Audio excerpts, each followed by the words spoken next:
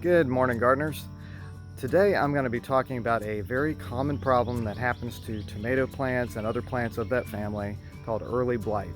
And early blight is something that is treatable, it is manageable, it may not be able to be eliminated, but you can still get a great crop out of your tomato plants. So here's what it looks like and how we can take care of it and manage it so we can still get that great crop. So here is kind of what things look like with early blight. Do you see this little spot right here? It's kind of a grayish brown spot that's in the middle of the leaf there, and it causes damage, and eventually it causes these holes and things are going to appear over here on this side. Now it's caused by a fungus that resides in the soil, and when it rains or you water with a hose of some kind, a lot of times it can splash up from the soil. That's why I always talk about pruning the lower limbs off there, but sometimes it's not effective. Sometimes you just get a lot of rain and you get splashback. And sometimes in the garden, you can't prevent these things without doing some sort of a spray cycle proactively before you do that. And that's one of those things I really don't like to do. I don't like spraying stuff that's unnecessary. So let me show you a couple things that you can do to help with this problem here.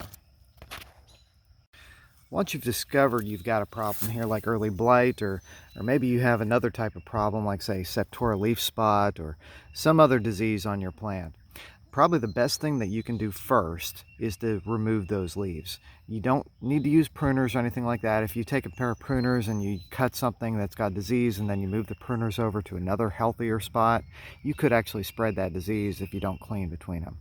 But tomatoes are kind of cool because there's a little thing you can do here with them. If I go in here to this branch, I identify where it is on the plant, and let me move to where you can see, and I give it a quick snap down, the entire branch comes off with a very clean break. See that?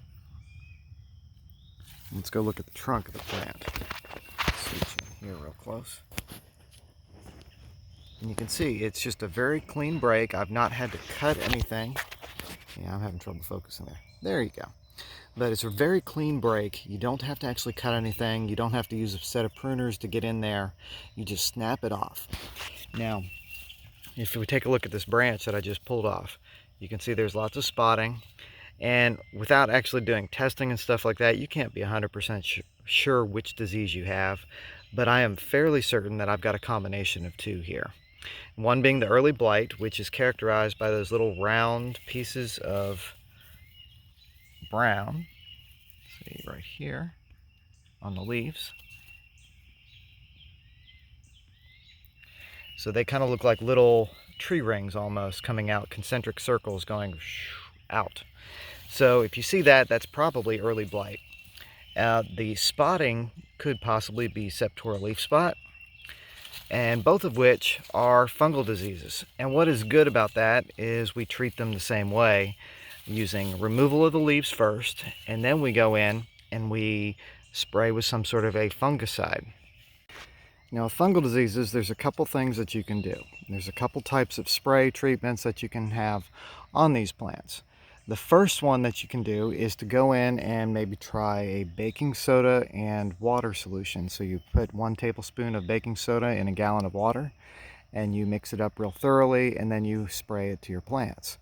That creates an environment that the fungal diseases don't like. It changes the pH and they can't thrive. So that's a good one to try starting off with. Neem oil can be effective with fungus treatments as well. And the third one, and probably the most effective one, is to use a copper-based fungicide. And you can get those for organic treatments. Just make sure you look for the OMRI on labels when you purchase them. But all of those can be effective. Now, one thing you don't do is you don't take this and throw it in your compost bin. See, there's my compost bin right there, and this is not going in there. The problem with that is the fungus can actually reside in the soil, and so if I put it in the compost bin and it does not get destroyed by the microbes and things in the compost, it could come back to hurt my plants in the future. So the best solution for that is to actually take this and throw it in the trash. Now, if you want to, you could also burn it. And if you put it in your burn heap and let this kind of dry out a little bit first before you burn it, and then you take the ashes and throw those back into your compost bin, you can then use the material that you had from the compost and the ashes in your garden.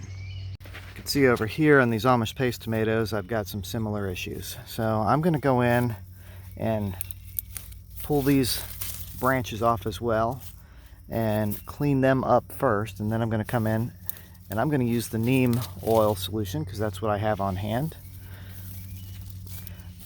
Remember, the most important thing is that you remove the infected material away from the plant. The other thing you can do is make sure that you have a lot of air open in the canopy, and to do that you may want to thin it out. So I may have some problems here where not enough air is getting around my plants, so I'm going to open it up a little bit and make sure that it's getting good airflow so it doesn't dry, or so it does dry out in between rains or waterings. Now when you do water, always water at the base of the plant, down over there, not up over the leaves and everything. You don't want to do that because any kind of leaves that retain that water on it will eventually get some sort of a disease on them. So this is an interesting one here. I'm going to have to pry that off carefully because I've actually got tomatoes on that. These are Amish paste. They're looking good.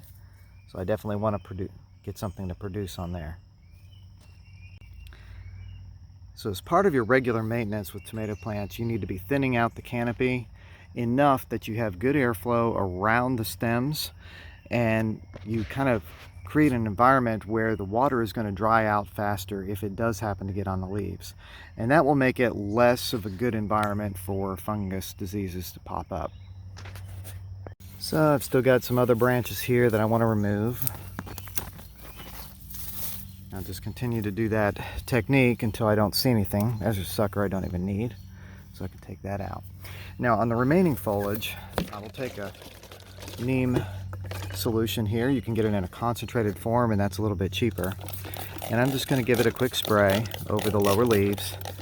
I don't really want it to go too high up on the plant, just because I don't want it to be too exposed by the sun, because it is an oil, and it's probably not good that the plant be exposed on a hot summer day. So this is probably best done in the evening, where it can kind of sit on the plant overnight and hopefully work real well on killing off those funguses. And this is more of a maintenance kind of thing at this point. The goal here is not necessarily the elimination of the disease, although that would be wonderful. The goal here is to make sure that we keep the tomato plants lasting long enough to create a harvest. And it's just maintaining the disease at this point, because it's very hard to eliminate.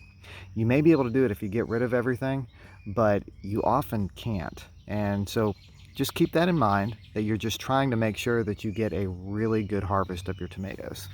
Now let's check out these tomatoes up here. Now I thought these were going to be Amish paste, but I must have gotten the container mixed up when I planted it.